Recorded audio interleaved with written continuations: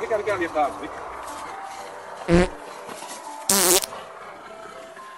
Herätys tää hyvää mies. Heräs sinä, mikä mies tää on? Mikä? No, täällä on joulupukki. Ai joo, no niinpä, joulupukkihan se. Ja peräsmies. No peräs, missä se minä? No miten se peräs on sinne joutunut? No minä tässä kun minä olen näiden Peero MM-kisojen virallinen suojelija, niin mä ajattelin, että suojellaan nyt jo heti koko talavi. No sä oot sitten tunnollinen. Maksaako se kukkaa mitään palasta?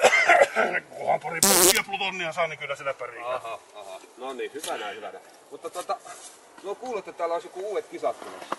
Joo, no kuten sanottua, niin viime vuonnahan oli ne massiiviset SM-kisat täällä yhdellä putkella. Joko haluat?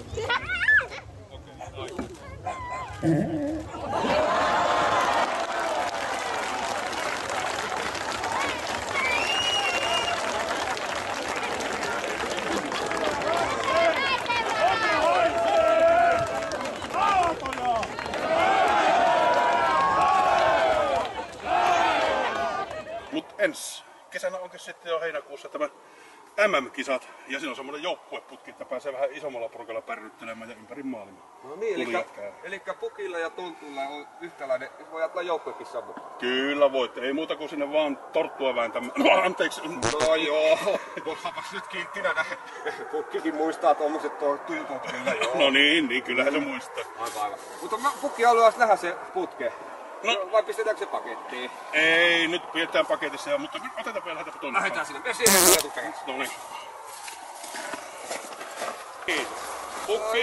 Pukki on hyvä ja tulee tänne. Elikkä pukki tulee niinku putkelle, kun pukki Putkelle. Ei ole rekeä, mutta istu siihen eikä petteriäkään. Oi! Elikkä tähän sitä sitten istuttaa ja tämä kun on joukkuekisa, niin se tarkoittaa sitä, että on kolmihenkinen joukkue, josta yksi on varalla ja 2 istuu putkella ja sitten katsotaan miten kovat desibelit lähtee.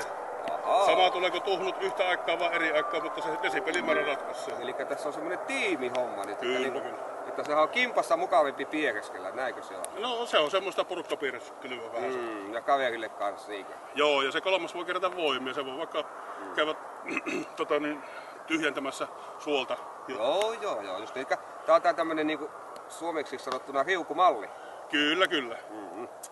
No tämähän on tukevan tuntoinen ja tässä on niinku ois reessä, niin pukilla tulee ihan semmonen kotoinen olotila tässä. Mitä sä luulet ensi kesästä minkälaisia paukkuja sieltä tulee?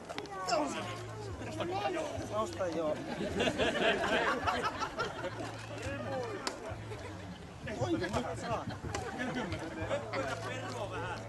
Varmaan hyviä paukkuja tulee ja meillä on se, että tulee aika äkkiä, nimittäin ainakin allekirjoittanut pakarat on vähän kohmeessa, on nimittäin aika kylmä tämä penkki, mutta kesällä varmaan tilanne on toinen, nähdään lämpiä. Joo, ja se kun katsotaan, sanotaanko näin, että kun tungosta putkella, niin sehän rupeaa niinku, sehän sanotaanko näin, että tässä on ihan räjähdysvaara sitten, että tämmöisiä avotulia ei kylläkään kesällä pitää, vai meinaatko, että olisi? No en minä kyllä mielellään semmoista tekisi. Sehän on vaarallista touhua. Näin on.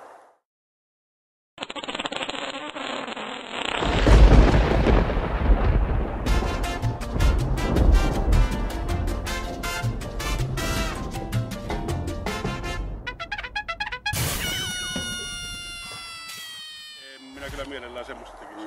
Sehän on vaarallista touhua. Näin on. Se pieru, kun sehän on se kaasua ja kaasutta aina tykkää, että sehän saattaa räjähtää. Näinhän se on. Kyllä. Mutta niin sanomatta parasti pukki kiittää peräsmiestä tästä neuvoista ja kysyy vielä yhden hyvän kysymyksen, että pistetäänkö tää pakettiin vai mitä tämän kanssa tehdään?